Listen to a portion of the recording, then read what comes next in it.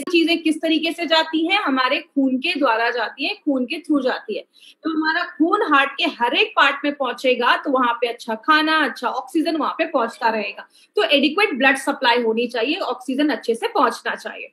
दूसरी चीज, आपके जो ब्लड वेसल्स है, जैसा आप इस फोटो में देख रहे हैं, एक जो पहला जो नस है उसमें कोई ब्लॉकेज नहीं है, लेकिन दूसरे नस में थोड़ा सा ब्लॉकेज हो गया है। तो अगर ब्लॉकेज होने लगेगा तो उस जगह पे अच्छे से खाना नहीं पहुंच पाएगा, न्यूट्रिशन नहीं पहुंच पाएगा, ऑक्सीजन नहीं पहुंच पाएगा, तो वो जो हार्ट के जो उस एरिया है वो थोड़ा कमजोर हो सकता है। तो इसको अगर हम रोकें, अगर हम ब्लॉकेज को रोके, कम करें, तो हमारे हार्ट के मसल स्ट्रॉन्ग हो सकते हैं।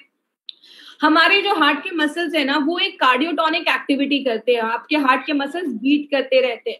जब आप नॉर्मल रहते हैं, जब आपका मन शांत रहता है, तो वो नॉर्मल हार्ट बीट रहती है। जैसे आप इस फोटो में देख रहे हैं, नीचे दो हार्ट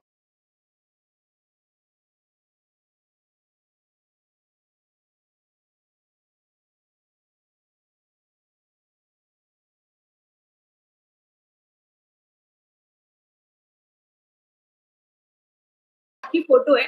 एक नॉर्मल हार्ट बीट है जब हम नॉर्मल रहते हैं, लेकिन हमें जब स्ट्रेस में रहते हैं, कुछ भी ऐसा रहता है, तो हमारे हार्ट की जो बीट होती है वो तेज हो जाती है। इसलिए अगर आपका दिमाग शांत है, आप स्ट्रेस फ्री लाइफ कर रहे हैं, अगर आप ज्यादा ही स्ट्रेसफुल लाइफ में हैं, तो आपके हार्ट पे भी इसीलिए बुरा असर पड़ता है, क्योंकि उसकी हार्ट बीट तेज हो जाती है और बहुत सारे और भी इसके प्रॉब्लम्स होना स्टार्ट हो जाती है। तो ये बहुत सारी चीजें हैं जिससे हम अपने हार्ट के मसल्स को स्ट्रॉन्ग कर सकते हैं।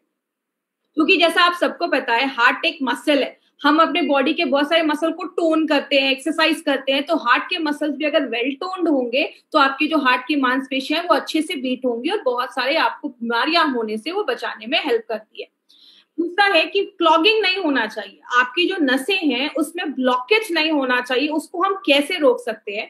तो पहला है, आपका लिपिड प्रोफाइल जो है वो हेल्दी होना चाहिए। अब आप ये एक चीज याद रखिएगा, यहाँ पे आप एक वर्ड नोट कर सकते हैं, लिपिड प्रोफाइल। जब भी आपको हार्ट का अपना कुछ टेस्ट करना हो या हार्ट के बारे में इंफॉर्मेशन लेनी हो, तो ये एक लिपिड प्रोफाइल टेस्ट बहुत सारे लोग करवाते हैं, क्योंकि लिपिड प्रोफाइल टेस्ट से हमें कोलेस्ट्रॉल कितना है बॉडी में, टोटल कोलेस्ट्रॉल, आपका ट्राइग्लिसराइड कितना है, बैड कोलेस्ट्रॉल कितना है, गुड कोलेस्ट्रॉल कितना है, ये सारी चीजें आपको लिपिड प्रोफाइल टेस्ट से पता चलती है। अगर ये हेल्दी रेंज में है तो कोई प्रॉब्लम नहीं है। जब इसका रेंज थोड़ा हाई रिस्क पे जाता है तो आपको हार्ट में प्रॉब्लम होना स्टार्ट हो सकती है, या ब्लॉकेज वगैरह की चांसेस होना स्टार्ट हो सकते हैं। दूसरा है, बैड कोलेस्ट्रॉल को अगर हम कम करें। याद रखिएगा, हमारी बॉडी में दो तरीके के कोलेस्ट्रॉल होते हैं, एक गुड कोलेस्ट्रॉल होता है, एक बैड कोलेस्ट्रॉल होता है। मैं ज्यादा इसमें डिटेल में नहीं जाऊंगी, बस इतना आप याद रखिएगा। अब आपको कैसे याद रहेगा कौन सा गुड है कौन सा बैड है? एलडीएल, उसको हम बैड कोलेस्ट्रॉल कहते हैं। एलडीएल, एल मतलब होता है लो, इसका एक्चुअली फुल फॉर्म होता है लो डेंसिटी लाइपोप्रोटीन, लेकिन आपको उतना याद रखने की जरूरत नहीं है। एलडीएल में एल आप याद रखिए, एल का मतलब होता है लो, लो मतलब खराब, मतलब बुरा कोलेस्ट्रॉल। गुड कोलेस्ट्रॉल में एचडीएल, एच मतलब हाई, मतलब अच्छा स्टैंडर्ड है, मतलब अच्छा कोलेस्ट्रॉल है। तो जब भी आप एलडीएल देखेंगे तो आप समझ जाइए कि ये बैड कोलेस्ट्रॉल को बता रहा है। तो हम अगर अपने बैड कोलेस्ट्रॉल को कम करें, अच्छा इसको गुड या बैड क्यों बोला जाता है? सिंपल सी एक चीज याद रखिएगा, गुड कोलेस्ट्रॉल जो हमारा एचडीएल है ना, वो क्या करता है, आपके बॉडी में जो एक्स्ट्रा कोलेस्ट्रॉल है या खराब कोलेस्ट्रॉल है वो आपके लिवर तक लेकर जाने में मदद करता है, और लिवर से वो हमारी बॉडी से बाहर निकल जाता है। तो वो आपकी बॉडी के लिए एक अच्छा काम कर रहा है, जो खराब चीज है उसको लिवर तक लेकर जा रहा है और आपकी बॉडी को हार्ट अटैक जैसी प्रॉब्लम से बचा रहा है, इसलिए उसको गुड कोलेस्ट्रॉल बोलते हैं। लेकिन जब बॉडी में बैड कोलेस्ट्रॉल बढ़ जाता है तो ये क्या करता है, कोलेस्ट्रॉल को आपके आर्टरीज में, आपके जो नसों हैं उसमें लेकर जाने का काम करता है, जो आगे चल के ब्लॉकेज वगैरह बढ़ाने में मदद करता है। तो ये आपकी बॉडी के लिए बुरा काम कर रहा है, इसको बैड कोलेस्ट्रॉल हम कहते हैं। इंडियंस में एक प्रॉब्लम ज्यादा देखी जाती है जिसको हम ट्राइग्लिसराइड की प्रॉब्लम कहते हैं। इंडियंस में हार्ट अटैक का बहुत बड़ा कारण ये ट्राइग्लिसराइड की प्रॉब्लम की वजह से होता है। ये भी एक तरीके का फैट होता है। कहते हैं इंडियंस में ये प्रॉब्लम क्यों है, वो है हमारे मेथड ऑफ कुकिंग। हम अपने खाने में ज्यादा ऑयल यूज करते हैं, हर दिन हमारे हर एक चीज के हर एक आइटम में हमें ऑयल यूज करना जरूरी होता है। तो ज्यादा जब हम ऐसी ऑयल यूज करते हैं, ज्यादा हम सैचुरेटेड फैट खाते हैं, इसका मतलब ऐसा कोई चीज आपके रूम टेम्परेचर पे जमा हो, जैसे ज्यादा घी, ज्यादा बटर, ये सब चीजें जब हम ज्यादा खाते हैं तो बहुत सारे लोगों में ट्राइग्लिसराइड का जब लेवल ज्यादा बढ़ता है तो वो भी हार्ट अटैक जैसी प्रॉब्लम्स को, आगे हार्ट प्रॉब्लम्स को लेकर आता है। तो इंडियंस में ये प्रॉब्लम ज्यादा देखी जाती है। और लास्ट में अगर हम बात करें, एक और यहाँ पे एक शब्द आपको दिख रहा होगा, प्लेटलेट्स, एग्रीगेशन ऑफ प्लेटलेट्स। इसका मतलब क्या है? हमारे खून में 3 चीजें होती हैं, हम सबको पता है। आरबीसी, रेड ब्लड सेल्स, जो खून में जो हमारा हीमोग्लोबिन है।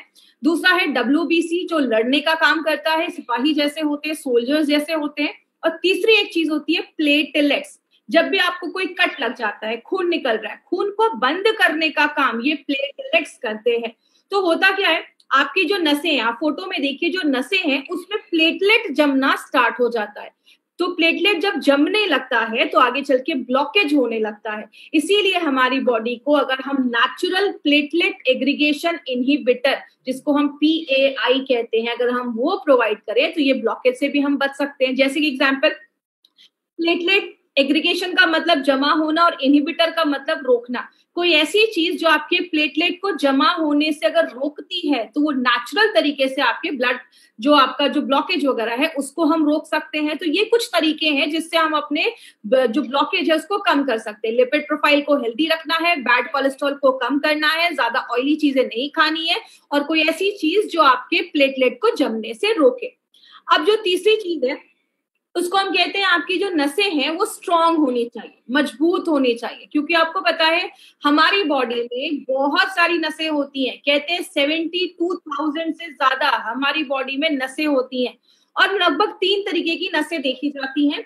लेकिन बोला जाता है ये जो नसें हैं इसका लचीलापन होना जरूरी है। अब जैसे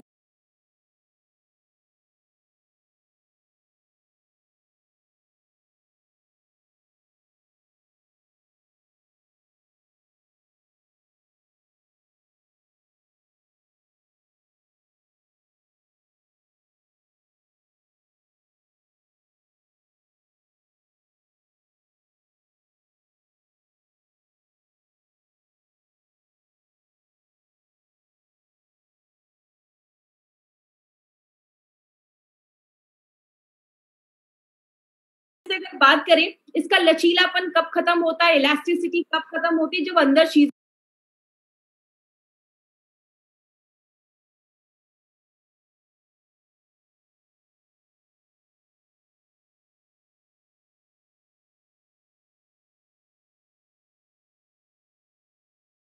जमने लगती है, वो सख्त होने लगती है, कड़ी होने लगती है।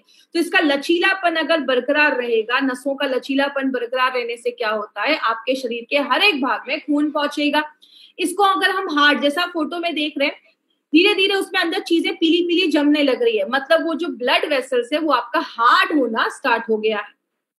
और इंडियंस में एक प्रॉब्लम क्या देखी जाती है, इंडियंस में वेस्टर्न कंट्रीज के हिसाब से जो ब्लड वेसल्स होते हैं, जो खून की नलियां होती है, वो थोड़ी सी नैरो होती है, पतली होती है। इसलिए इंडियंस में ब्लड प्रेशर और अगर बात करें कार्डियक प्रॉब्लम, हार्ट की प्रॉब्लम की केसेस ज्यादा देखे जाते हैं और दूसरी वेस्टर्न कंट्रीज के पॉपुलेशन के कंपैरिजन में। इसीलिए इंडियंस में ये इश्यूज ज्यादा देखा जा रहा है। चौथा जो तरीका है उसको हम कहते हैं प्रॉपर सर्कुलेशन होना चाहिए। आपकी बॉडी में हर जगह खून का संचरण होना चाहिए, खून पहुंचना चाहिए। कहते हैं 3 तरीके के ब्लड वेसल्स होते हैं हमारी बॉडी में। एक होता है आर्टरीज। आर्टरीज क्या करता है, आपके पूरे शरीर से खून, आपके जो हार्ट से खून लेकर पूरे शरीर में लेकर जाता है। और आर्टरीज के जो खून होते हैं उसमें ऑक्सीजन होता है, मतलब आपने जब सांस लिया, ऑक्सीजन हमारे फेफड़ों में गया, फेफड़ों से क्या होता है, वो ऑक्सीजन जो ब्लड होता है वो आपके हार्ट में जाता है, और हार्ट क्या करता है, उस ब्लड को जो ऑक्सीजन वाला है वो पूरे बॉडी में आर्टरीज के द्वारा पहुंचाने का काम करता है। अब आपके जो वेन्स होते हैं, नसें होती है, जैसा आप अपने हाथ में देखेंगे तो आपको अपनी ब्लू ब्लू नसें दिखती हैं आपके हाथ के ऊपर। ये क्या होता है, ये जो कार्बन डाइऑक्साइड हमारी बॉडी में जो बन रहा है, ये नसें वो कार्बन डाइऑक्साइड वाले खून को लेकर आपके फिर से हार्ट की तरफ जाती हैं, और फिर वो आपके लंग्स तक पहुंचता है, और लंग्स से वो कार्बन डाइऑक्साइड हमारे बॉडी से बाहर निकल जाता है। लेकिन कुछ पतली पतली भी नसें हमारे शरीर में होती है, जैसे आपकी आंख के पास की नसें, हाथ पैर की एंड की नसें में बहुत पतली नसें होती हैं, जिनको हम कैपिलरीज भी कहते हैं। ये आपके बाल जितनी पतली नसें होती हैं, तो आप समझ सकते हैं कि इतनी पतली नसें भी हमारी बॉडी में है। तो आपकी जो ऐसे जो ऑर्गन है जहां पे बहुत पतली पतली नसें हैं, वहां पे ये जो कैपिलरीज है वो आपका ऑक्सीजन पहुंचाने में मदद करती है, और वहां से कार्बन डाइऑक्साइड जो है वो आपके वेन्स तक पहुंचाने में मदद करती है, जिसको हम माइक्रो सर्कुलेशन भी कहते हैं। जैसा आपने ध्यान दिया होगा, अगर आपने ध्यान से सुना होगा, मैंने आयुष श्वास में मुनक्का के ऊपर बात किया था कि मुनक्का हमारी बॉडी में माइक्रो सर्कुलेशन को बढ़ाता है। मतलब आपकी बॉडी के छोटे से छोटे पार्ट में भी ऑक्सीजन, न्यूट्रिशन, खाना पहुंचाने में मदद करता है। तो इसीलिए हमारी अगर कैपिलरीज मजबूत है तो हमारे शरीर के हर एक भाग में ऑक्सीजन पहुंचने में और खाने पहुंचने में प्रॉब्लम नहीं होगी। तो प्रॉपर सर्कुलेशन होना बहुत ज्यादा जरूरी है। अब लास्ट में जो ये टॉपिक है प्रिवेंट इन्फ्लेमेशन, इसके ऊपर थोड़ा सा ध्यान दीजिएगा। उसमें कुछ टेक्निकल वर्ड्स आएंगे, लेकिन मैं बहुत सिंपल भाषा में आपको समझाऊंगी। आपको सारे ये शब्द रटने की जरूरत नहीं है। हमारे हार्ट में इन्फ्लेमेशन होता है। इन्फ्लेमेशन का मतलब स्वेलिंग हो गया, इन्फेक्शन हो गया, सूजन हो गया, और बहुत सारी प्रॉब्लम्स को लेकर आता है। जैसे एक प्रॉब्लम होती है एंडोकार्डियाटिस। इसमें क्या होता है, इसको मैं आप सिंपल तोड़कर मैं आपको बताती हूँ। मैंने आपको पहले भी बताया था कि जो भी बीमारी जिसके नाम के पीछे आइटिस लगाओ, spondylitis, arthritis, otitis, tonsillitis, gastritis, इसका मतलब क्या होता है, उस एरिया में स्वेलिंग है, इन्फ्लेमेशन है। एंडोकार्डियाटिस का मतलब क्या हुआ, एंडो मतलब आपकी अंदर की लाइन, एंडो का मतलब होता है अंदर, कार का CAR का मतलब होता है कार्डियो, मतलब आपका हार्ट। आपके दिल की जो अंदर की जो लाइनिंग है, अंदर के जो आपके हार्ट की लाइनिंग है, उसमें अगर कुछ स्वेलिंग हो जाए, बहुत सारे कीटाणु हमारी बॉडी के अंदर जाते हैं, अगर उसमें से कोई कीटाणु आपके हार्ट के जो अंदर की लाइनिंग है उसमें चला जाता है, वहां पे इन्फेक्शन कर देता है, उसको हम एंडोकार्डियाटिस कहते हैं। मतलब अंदर की जो लाइनिंग है उसमें इन्फेक्शन अगर हो जाए तो उसको हम एंडोकार्डियाटिस कहते हैं। दूसरी चीज, मायोकार्डियाटिस का मतलब क्या होता है, आपकी जो मांसपेशियां हैं, मसल्स जो होते हैं आपके हार्ट की, उसको मेडिकल भाषा में मायोकार्डियम कहते हैं। तो उसमें अगर इन्फ्लेमेशन हो जाए, हार्ट की मांसपेशियों में अगर इन्फ्लेमेशन हो जाए, तो वो भी आगे चलकर, आपको पता है हर साल लाखों लोग इस प्रॉब्लम की वजह से आज मर रहे हैं। और तीसरा होता है पेरिकार्डियाटिस। इसका मतलब क्या होता है, पेरी का मतलब होता है बाहर की जो लाइनिंग होती है, जिसको आप पेरीफेरी भी सुना होगा आपने एक वर्ड, पेरीफेरी मतलब बाहर की लाइनिंग। तो हार्ट की जो बाहर की जो लाइनिंग होती है, बाहर के जो टिश्यू होते हैं, उसमें अगर इन्फ्लेमेशन हो जाए, उसमें अगर स्वेलिंग हो जाए, सूजन हो जाए, बैक्टीरिया का इन्फेक्शन हो जाए, या कोई भी ऐसी चीजें हो जाए, तो उसको हम पेरिकार्डियाटिस कहते हैं, बाहर की चीजों में अगर कुछ इन्फ्लेमेशन हो जाए। तो ये कुछ टेक्निकल वर्ड से हमें इतना डिटेल में नहीं आपको याद रखना है, बस आपको मैं आज सिंपल थोड़ा सा एक्सप्लेन करने के लिए, डिटेल में जाने के लिए आज मैंने ये चीज बताई है। और अगर हम कुछ ऐसी चीजें लेते हैं जो एंटी इन्फ्लामेटरी, मतलब अगर स्वेलिंग इन्फेक्शन हो रहा है, उसको बचाने की कोई ऐसी चीज जो नेचुरल तरीके से काम करे, तो आपके हार्ट को अच्छा रखने में मदद करती है। जैसा मैंने आपको बताया, हार्ट बहुत सारे काम करता है, तो उसको हेल्दी रखने में हमें बहुत ज्यादा कुछ मेहनत करनी पड़ेगी। लेकिन बात करें, बहुत सारी चीजें हार्ट को खराब भी करती हैं। जैसे स्ट्रेस एक बहुत बड़ा कारण हो गया, जब हम ज्यादा स्ट्रेस लेते हैं, आपकी लाइफस्टाइल एक बहुत बड़ा कारण हो गया, हमारा खान पान ज्यादा अगर हम बाहर का खा रहे हैं, ज्यादा ऑयली चीजें खा रहे हैं, बटर वगैरह ज्यादा खा रहे हैं, वो भी आपके हार्ट पे असर करता है। जब हम दिन भर में कोई एक्सरसाइज नहीं कर रहे, कुछ काम नहीं कर रहे हैं, जिसको बहुत सारे लोग पोटैटो कैफाट सिंड्रोम भी कहते हैं, आप बहुत ज्यादा बैठे हुए हैं, आप कुछ काम नहीं कर रहे हैं, तो ये भी एक इशू लेकर आता है। हेरिडिटी की प्रॉब्लम होती है, खानदानी भी हो सकता है, फैमिली में किसी को हार्ट अटैक की प्रॉब्लम है तो आपको भी हो सकती है। देखिए एक्चुअली मेरे हिसाब से अगर हम बात करें, हम इसमें हमेशा कहते हैं कि खानदानी प्रॉब्लम है, फैमिली में है, तो इसका मतलब ये नहीं है कि आपके दादा परदादा को है, आपके पापा को है तो आपको भी होगा। ये एक्चुअली प्रॉब्लम क्यों होती है, अगर किसी फैमिली में हमेशा से ऑयल ज्यादा खाया जा रहा है तो उसके हर एक जनरेशन को ये प्रॉब्लम होगी। अगर किसी के पापा को ये प्रॉब्लम है, लेकिन जो जनरेशन है वो प्रिकॉशन ले रही है, वो ज्यादा ऑयल नहीं खा रही है, वो एक हेल्दी लाइफस्टाइल मेंटेन कर रही है, तो हम इस हेरिडिटी की चेन को ब्रेक भी कर सकते हैं। तो इसका मतलब ये नहीं कि आपको हार्ट अटैक की प्रॉब्लम पेरेंट्स को है तो आपको 100% होगी, आप उसको प्रिवेंट भी कर सकते हैं। और लास्ट में अगर बात करें एक्सेस ऑफ ट्राइग्लिसराइड, हमने पहले भी बात किया था। ट्राइग्लिसराइड भी एक तरीके का एक फैट है जो हमारी बॉडी में, जब हम ज्यादा ऑयल एक्सेस चीजें ऐसे खाते हैं, तो जो इंडियंस में एक बहुत बड़ा रीजन है, तो ये भी एक बहुत बड़ी प्रॉब्लम है। तो इंडियंस में जो मेन प्रॉब्लम है ट्राइग्लिसराइड की, हम आज उस पर काम कर रहे हैं, याद रखिएगा। इसीलिए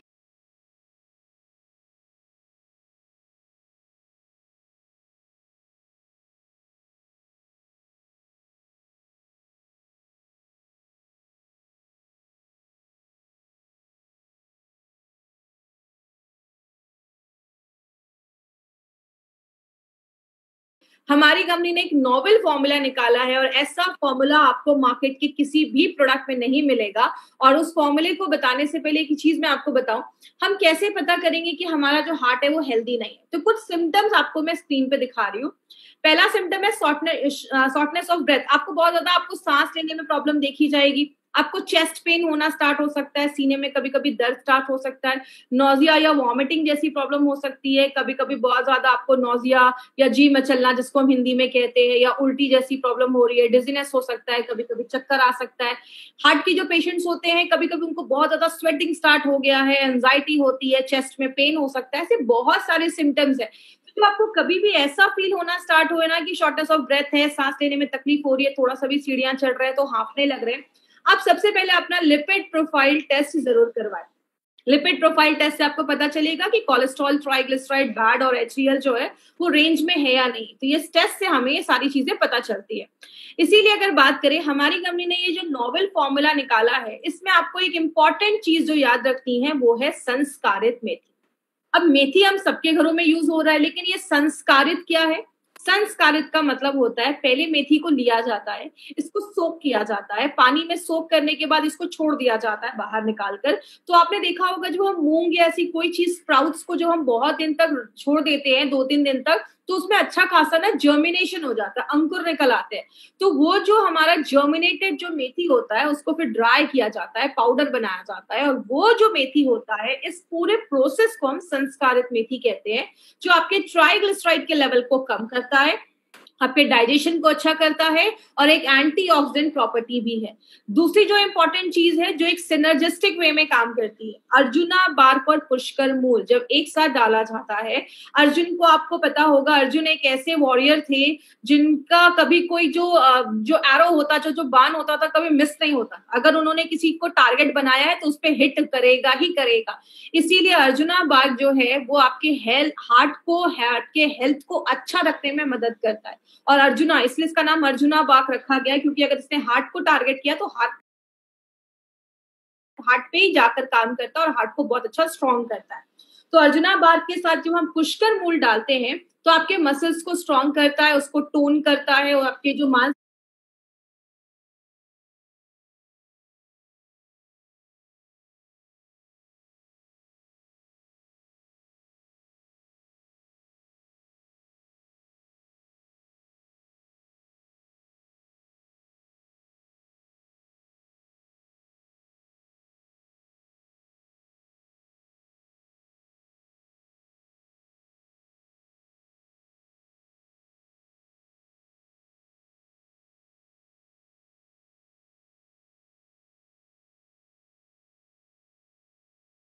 वो अच्छे से धड़कते हैं। दूसरी, इलास्टिसिटी ऑफ ब्लड वेसल को मेंटेन करता है, आपके जो नसें हैं उसके लचीलेपन को मेंटेन करता है। पीएआई एक्टिविटी का मतलब प्लेटलेट एग्रीगेशन इनहिबिटर, प्लेटलेट के जमने से जो ब्लॉकेज हो रहा था उसको भी रोकने में मदद करता है। याद रखिएगा माय फ्रेंड, मार्केट में ऐसी बहुत सारी मेडिसिन जो दी जाती है उसके साइड इफेक्ट्स देखे जाते हैं, और कोलेस्ट्रॉल को कम करने में भी मदद करता है। और लास्ट में हमने 3 जो जड़ी बूटियां इसमें डाली हैं जिसको हम कहते हैं मुनक्का, सतावरी और गुड़ुची। ये जो 3 चीजें हैं वो क्या करती हैं?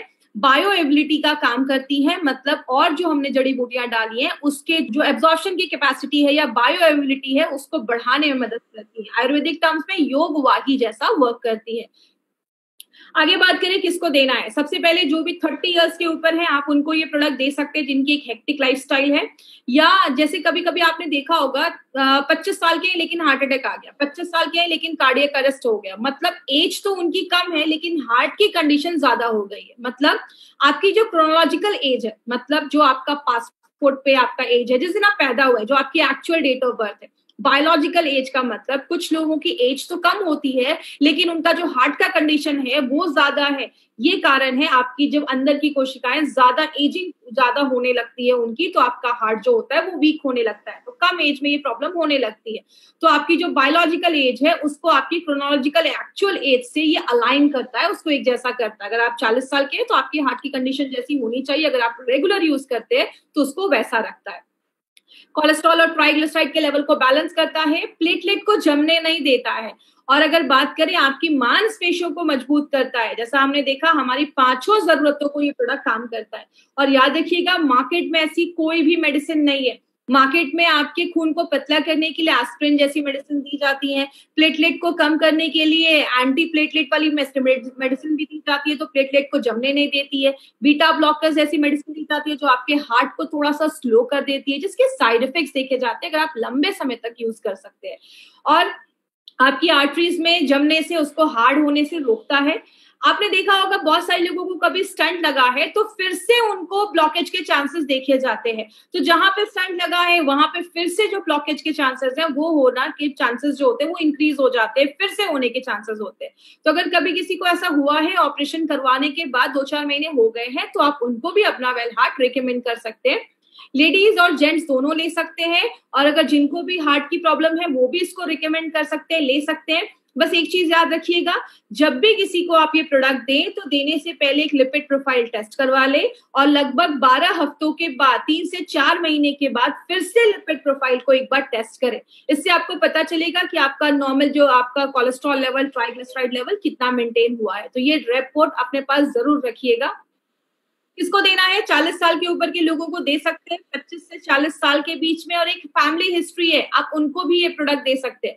हल्का फुल्का हार्ट का इश्यू लगता है, जैसा मैंने आपको जो सिम्टम्स बताए, शॉर्टनेस ऑफ ब्रेथ है या चेस्ट पेन है, उधर भी आप दे सकते हैं। और जितनी जल्दी आप स्टार्ट कर देंगे उतना आपके लिए अच्छा है। तो 25 साल के भी हैं अगर आप, तो भी साल में इसको 3-4 महीने ले सकते हैं। लेना कैसे? सुबह एक कैप्सूल नाश्ता करने के बाद, और रात में कैप्सूल खाना खाने के बाद। दिन में 2 बार लेना है, सुबह शाम आपको लेना है, आफ्टर योर मील, खाना खाने के बाद लेना है। इसकी मार्केट अपॉर्चुनिटी की अगर हम बात करें, बोला जाता है ये जो आप पेज देख रहे हैं ये WHO का पेज है। WHO की पहली लाइन ही क्या है? Cardiovascular diseases are the number 1 cause of death globally. मतलब क्या है? हर साल लगभग 17 से 18 मिलियन लोग हर साल से कार्डियोवास्कुलर मतलब दिल की बीमारियों की वजह से आज उनकी डेथ हो रही है। तो नंबर 1 कारण बन चुका है। और इंडिया में ऐसे जो प्रोडक्ट जो हमारे हार्ट के सोल्यूशन को लेकर आते हैं, उसका जो अगर मार्केट की बात करें तो 5,000 करोड़ से भी ज्यादा है। तो आप समझ सकते हैं वेल हार्ट का हमारा कितना बड़ा मार्केट हो सकता है अगर हम इसको सही तरीके से लोगों तक इन्फॉर्मेशन अगर हम उनको पहुंचा सके। क्योंकि आयुर्वेदिक प्रोडक्ट, इसका कोई आपको साइड इफेक्ट वगैरह नहीं है और नेचुरल तरीके से आपके हार्ट को प्रोटेक्ट करता है। किधर नहीं देना है? हार्ट अटैक आया है उस टाइम पे आपको, कभी कभी कुछ लोगों को अचानक एंजाइना की प्रॉब्लम होती है, बहुत ज्यादा हार्ट की दर्द होने लगता है, चेस्ट पेन होने लगता है। उस टाइम पे अगर किसी को हार्ट अटैक आया तो वेल हार्ट नहीं खिलाना है, इमीडिएटली डॉक्टर के पास लेकर जाना है। ज्यादा ब्लॉकेज हो गया है तो डॉक्टर के पास लेकर जाइए। अगर कोई हार्ट की मेडिसिन ले रहा है, कोई भी ब्लड थिनिंग एजेंट ले रहा है, तो उसको रिप्लेस करके आपको ये प्रोडक्ट नहीं देना है। उसके साथ आप दे सकते हैं, 1 घंटे का गैप मेंटेन रखिएगा, बट आपको कभी भी किसी की दवा को बंद नहीं करवाना है। आप डॉक्टर नहीं है किसी की दवा को बंद करवाना है। अगर किसी का बाईपास वगैरह हुआ है तो डॉक्टर से कंसल्ट करने के बाद ही, क्योंकि उस टाइम उनके बहुत सारी हेवी मेडिकेशन है, तभी आपको ये प्रोडक्ट देना है। तो ये था हमारा इल हार्ट है, उसको अच्छा करता है, वेल हार्ट करता है, इसलिए इसका नाम वेल हार्ट रखा गया है। अब 2-3 ऐसे पॉइंट्स के ऊपर मैं बात करूंगी। सबसे पहला, हमने इसमें गोल्डन वेजिटेरियन कैप्सूल्स का इस्तेमाल किया है। आप सबको पता है मार्केट में जो कैप्सूल्स होते